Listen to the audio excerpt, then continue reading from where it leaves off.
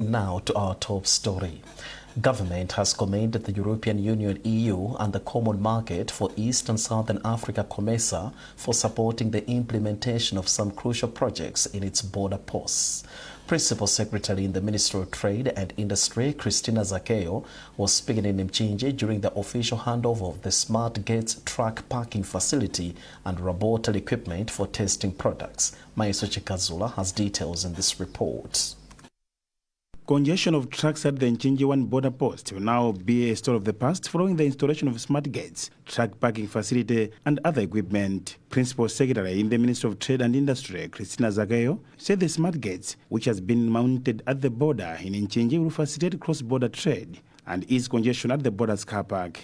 She hailed the EU and COMESA for supporting Malawi in regional trade integration, saying the smart gates is a departure from the delays drivers were facing due to manual opening of the gates. And these instruments, which have been handed over today, are part and parcel of facilitating trade in terms of easing the movement of goods and services through the border.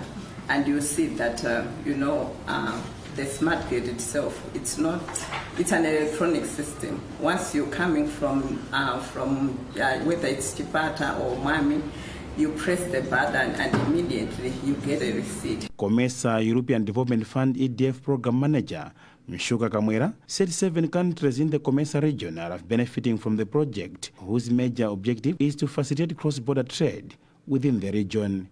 She said COMESA is excited to see the upgrading works at the border, which will see trade facilitation improved in Malawi.